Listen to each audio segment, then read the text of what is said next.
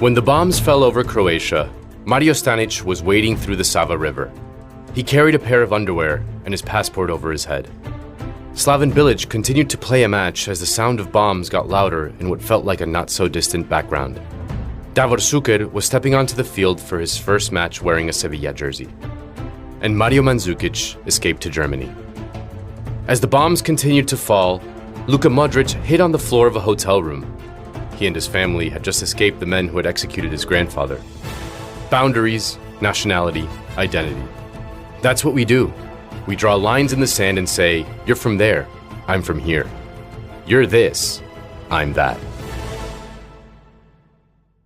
But how does a nation recover from a bloody civil war? How do you channel the glory of hard-won independence? What's the best way for a new country to form an identity? For Croatia, it was on the soccer field. This new, small country emerged from a war to secure third place in their first ever World Cup. This was Croatia's key thing. Have a sense of purpose about them. They certainly weren't lacking for motivation. It was a huge tragedy for the people. The horrors of the Yugoslav civil war. They were all brothers. A bloody battle for independence. And this was a brilliant generation of players. Channeling that emotion, channeling, that sense of pride, can do wondrous things. Hats off to them. What a nation. Today we're going to talk about how you forge an identity after the bombing stops. I'm Nando Vila, and this is the best soccer podcast in the world. Vamos, Diego, lo estaban agarrando. Canigia, la ley de la ventaja. Canigia, ahora o nunca. El triunfo, Canigia, gol! Michael Owen, he's got goals with him, but it's still Owen. Oh, what a goal! Yeah, Cristiano Ronaldo, yes! Oh, yes! The goal all of Italy wanted to see. The man they wanted in the Italian team. Oh, that's brilliant! Oh, that's wonderful! That is a magnificent goal! ¡Oh, Brasil! ¡Pelé!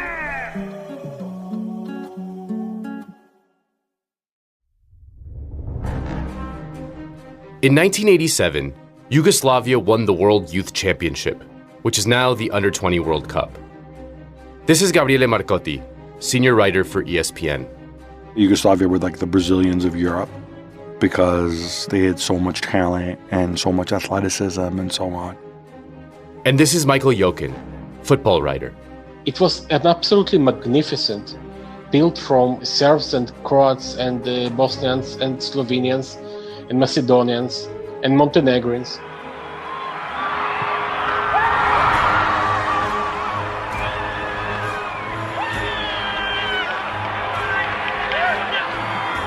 They set a scoring record that still stands. 22 goals overall. But the spine of the team was Croatian. The player of the tournament was Robert Prosinecki, a Croatian with a bling earring who had been smoking Marlboros since he was 13. Boban, Prosinecki, el que hace el fútbol, habilitado ese hombre. Sale Velasco y hay gol del cuadro yugoslavo. Davor Suker finished second top scorer with 6 goals. Suker, el remate de Suker, convierte para Yugoslavia. Priključio se Brnović i Bajer. Izvrstan centar šut i Suker. Destapado recibe este hombre y hay gol del cuadro yugoslavo. Suker.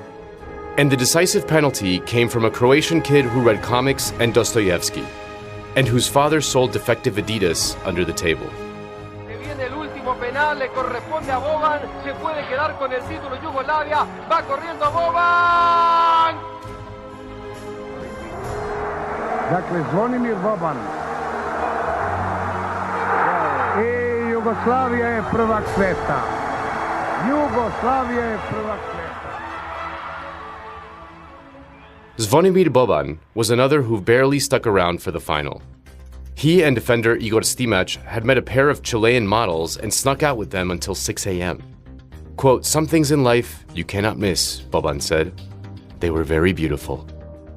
The coach told them to pack their bags ahead of the semifinal, but the rest of the players mutinied and threatened to leave as well.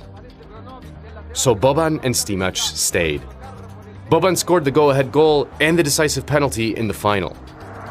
I Pogledajte oduševljenje među mnogobrojnim navijačima koji su ovdje podržali našu ekipu. Boban went on to play for AC Milan for a decade, winning 4 Italian league titles and the Champions League.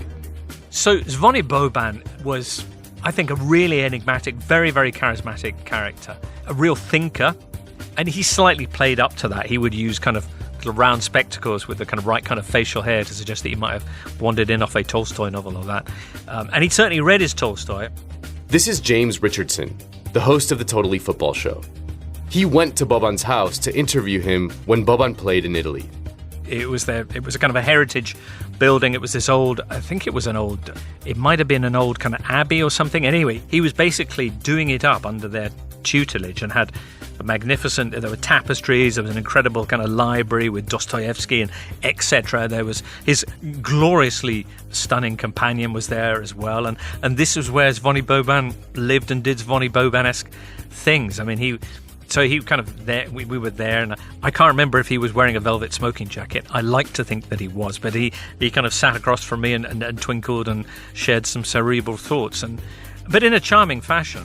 But he was also, a very direct man, a man of action, and you probably know the most famous Boban story of all, which is him and the start of the Yugoslav Civil War. Boban is credited with kicking off the Yugoslav Civil War. Well, of course he didn't. But a quick bit of background. Yugoslavia was a collection of 6 republics and 2 autonomous provinces. To su večeras saopštili Centralni komitet Saveza komunista Jugoslavije i predsjedništvo Socijalističke federativne republike Jugoslavije, radničkoj klasi, radnim ljudima i građanima, narodima i narodnostima Socijalističke federativne republike Jugoslavije. Following the death of strongman leader Tito, the corruption-riddled government was forced to borrow from abroad, which of course came with strict austerity imposed from the International Monetary Fund.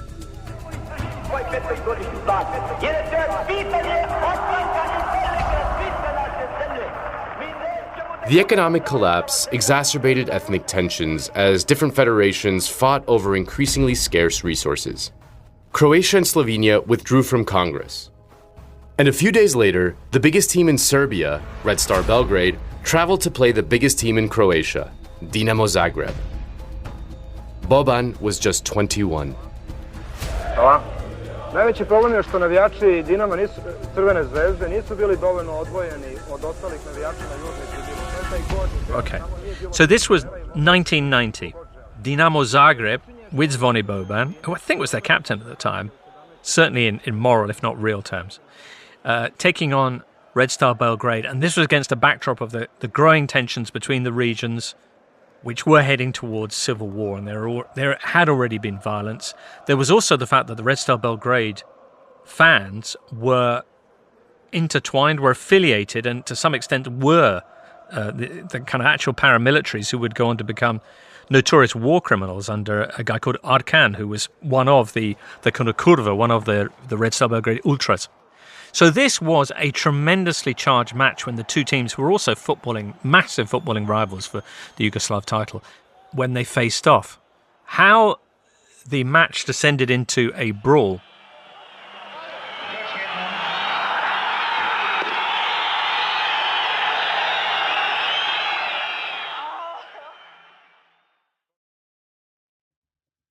The match was abandoned after 10 minutes when Arkan and his militant Red Star Ultras started attacking the home fans. Instead of helping, the police started beating the Dinamo fans as well. At which point, Zvonimir Boban, who's still on the field, just runs up without a second thought, does a kung fu flying kick on a Yugoslav policeman. Čujete već ta stadion skandira, ovaj snimak ste mnogo puta videli do sad. Zvonimir Boban kreće da deli sopstvenu pravdu. That is seen as being the moment when Zvoni and Croatia went, no, enough is enough. We're not taking this anymore. Boban became a Croatian nationalist icon. He was suspended for 6 months and missed the 1990 World Cup, which turned out to be Yugoslavia's last tournament before civil war tore it apart.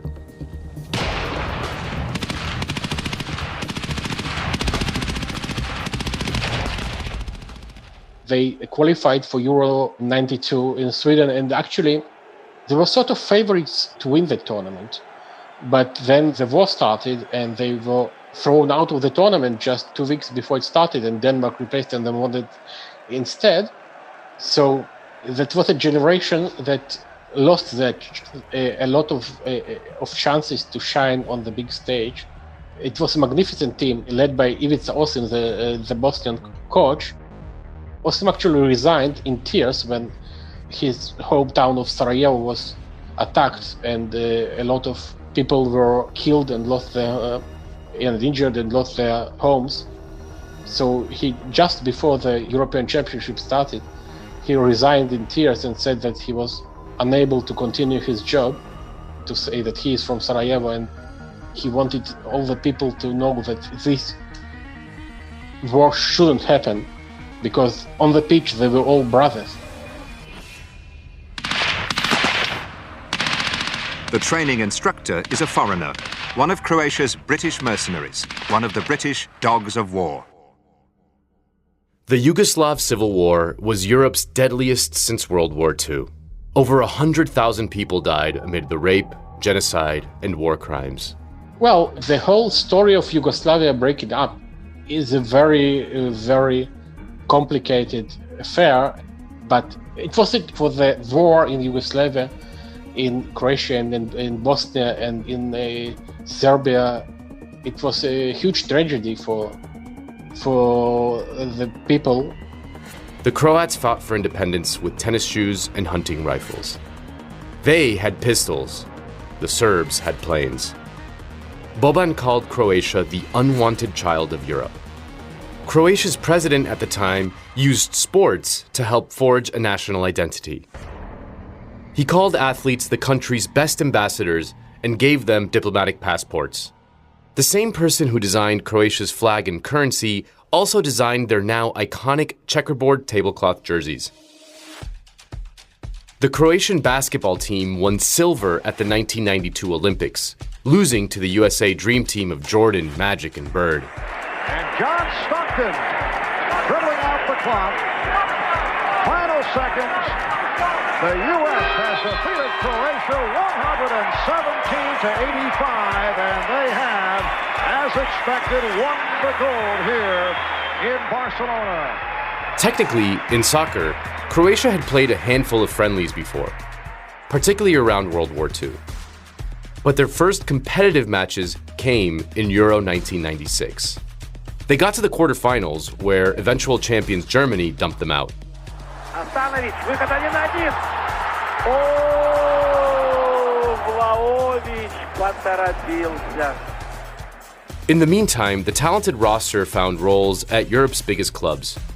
Brosinecki became one of the select few to play for both Barcelona and Real Madrid. Others joined teams in England, Italy, Germany, and Spain.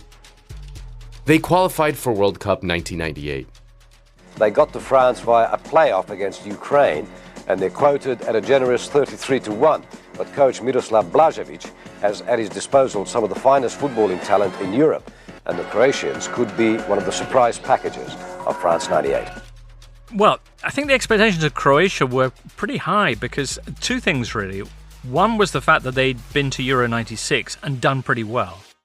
And secondly was the fact that Yugoslavia had been such a phenomenal collection of players that even divvying some of them up between blocks as they fragmented, you still had some great sides, and particularly that Croatia team with Brosinecki and Davor Suker and Zvonimir Boban above all. The team was built around what they called the Chileans, the core of the Yugoslavia side that had won the World Youth Championship in Chile. But that Yugoslavia team broke up. And they never quite made the grade. They always seemed to... They were always less than the sum of their parts. So it was really interesting to see in 98, when you broke up those parts, when you had less parts, could they actually add up to more? And as we found out, yeah, they could add up to more. This is Gabriele Marcotti again. They had fewer stars, and so the stars stepped into their responsibility in a way that maybe they didn't know, that they didn't always do back when it was a former Yugoslavia, and you were maybe unsure of your place in the side or whatever. Davor Suker knew that he was going to start no matter what. And so he took it, he took it on a level. I think that was a big part of what allowed them to go on that run in 98. Suker was the biggest name on the roster. He was born on New Year's Day, 1968, to an elite shot putter. He'd signed for Dinamo Zagreb at the wedding of one of his teammates before joining Diego Maradona at Sevilla. There, he had a breakout season, finishing second top scorer in La Liga. His friend, a grocer, gave him a melon for every goal. Isn't that nice? His breakout season led to a big money move to Real Madrid. And heading into the 98 World Cup, Suker was fresh off winning the Champions League. But tournament football is such a specific thing that if you can get a group of individuals who are talented, who don't have any, as a team, any great glaring structural weakness that others can exploit, but also can get on together and I think this was Croatia's key thing, have a sense of purpose about them, then you're going to do as well as, a nation, you can do as well as a nation 10 times your size. It was a small nation of 4.5 million people. A proud nation who actually believe in something, a young nation, the ideals of whose creation are still very much fresh, still burning within them. I think that's absolutely huge.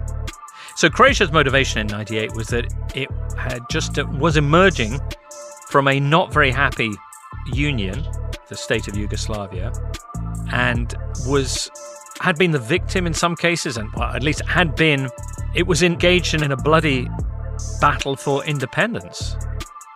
At the moment, when your nation is battling for survival, your notion of what your nation means, of what your nationality represents, your pride, your passion are so elevated that it gives you, I think, a huge ability to play beyond the levels of somebody who's just doing that because, I've got to call up and I'm going to go and do the national team and then, So, 1998, remember that? El Niño caused droughts, floods, tornadoes, and tsunamis across the globe, leading to the hottest year yet on record. Oh, what little did they know back then. A couple of nerds founded Google. Other nerds released the first Apple iMac. Even more nerds put out Microsoft Windows 98. Europe decided to use one currency, the euro. Oh, how little did they know. Bill Clinton claimed that he did not have sexual relations with a woman that he had sexual relations with. Free Willy was released into the wild, and Michael Jordan played his last game for the Bulls. Titanic won 11 Oscars. Harrison Ford was People's Sexiest Man Alive. Brangelina was a thing. Sex and the City made its debut. Seinfeld aired its last show. Monica and Chandler hooked up in Friends. You cried when you didn't get a Furby for Christmas. You were listening to Baby One More Time, and I Don't Want to Miss a Thing on your portable MP3 player, and FIFA hired Ricky Martin to write the World Cup theme song for France 98. In their first World Cup games ever, Croatia beat Jamaica and Japan to advance from the group stages. Kozinecki fooled them completely, and it's gone in! Low on the far post, couldn't keep it out. 2-1, Croatia. Prosinecki's sneaky goal against Jamaica made him the only player ever to score for two different countries in World Cup history, Yugoslavia and Croatia. Suker jedan Esteras, potezan je bio Astanović i to je jedan Esteras za Hrvatsku. To je tamo bio Gabriel Popescu, malo Vladin Ivan, povukao je Astanovića. In the knockout rounds, Romanian players came out with peroxide blonde hair to match their jerseys. Very 1998. When Croatia won a penalty, Boban encroached into the box, so Suker had to retake it. Suker felt his pulse by putting his fingers on his neck, waiting for his heart rate to steady before scoring the game's only goal. Suker prepares to take this penalty. Can Mladic keep it out? He can't. Throughout the tournament, the team was sent VHS tapes of the reactions across Croatia celebrating their wins. Throughout the summer, coach Sito Blažević carried around the hat of a policeman who had been beaten by hooligans early in the tournament. For luck, Blažević wore a white scarf that he'd worn when winning a title in 1982. He consulted astrological charts when picking his lineups. What I'm trying to say is, he had superstitions. Nicknamed the coach of all coaches in Croatia, Blažević claims to have invented the 3-5-2 formation. He called himself the best coach in the world and convinced his players that they were world beaters too. But against Germany in the quarterfinals, even Blažević froze. He was up all night preparing. The day of the game, he tossed all his tactical schematics into the trash and just told his players they were kamikazes. Les Croates sont là, pas tout à fait dans leur couleur traditionnelle, parce qu'il y a toujours le damier blanc et rouge, mais c'est le bleu qui domine, et c'est l'Allemagne qui va jouer ce soir dans son maillot traditionnel, c'est-à-dire dans son... Defender Igor Stimac sprinkled holy water on his teammates' legs before the game. It was big because obviously Germany were the reigning European champions. Gary Lineker says that soccer is a simple game.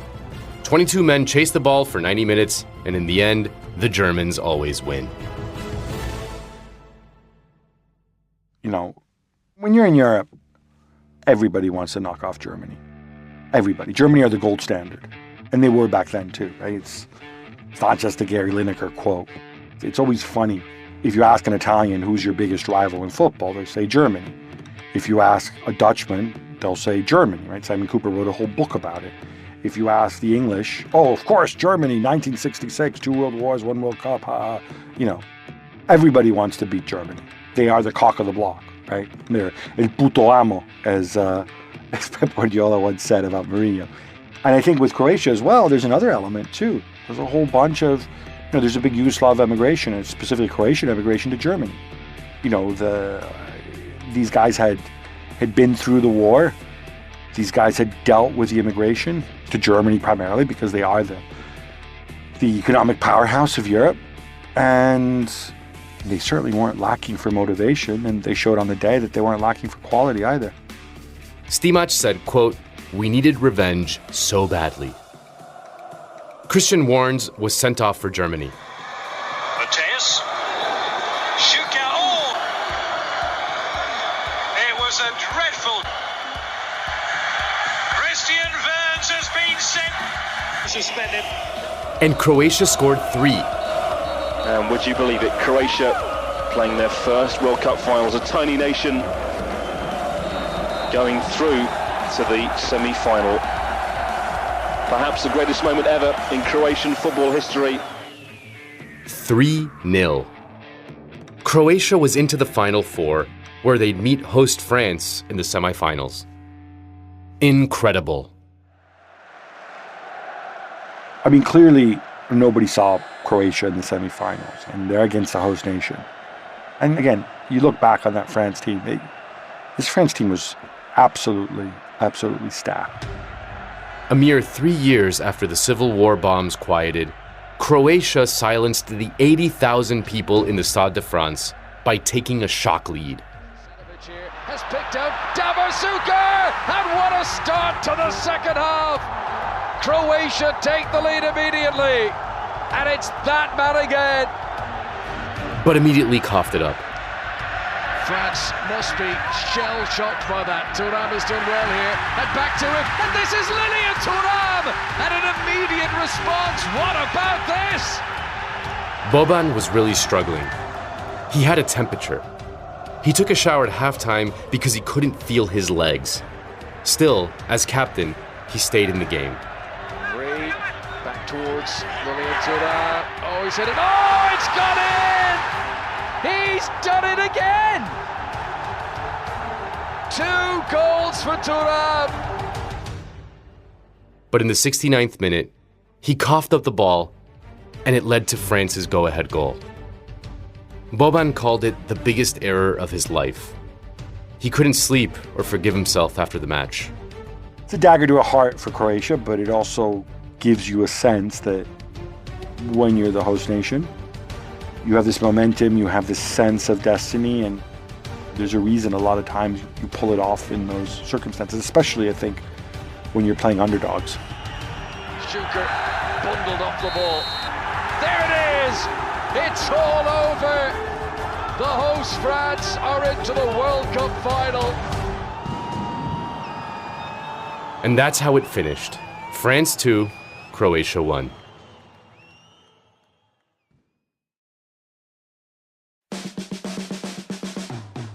Croatia wasn't going to play in a World Cup final, but that didn't mean that they were going home. They still had to play the 3rd and 4th place playoff. And before the match, the Croatia bus was backing up to park. Blažević then jumped up and said, "Stop! My team can only go forward, never backward." Croatia went on to beat the Netherlands for 3rd place. Davor Suker finished top scorer in the tournament. Boban, he's Šuker! It's his 6th goal of the World Cup! France beat Brazil 3-0 in the final. Would Croatia have won that game had things gone differently? It's one of those questions I don't think, well, we'll never know whether Croatia would have beaten Brazil in the final, even with pretend Ronaldo in that game. No, I mean, my money would still have been on Brazil in the final. But, you know, if you're Croatia, you'll always wonder. Channeling that emotion, channeling, you know, that sense of pride, you can do wondrous things. Croatia built a national identity around the pluck and passion that took them to 3rd place at their first ever World Cup. The players returned as national icons.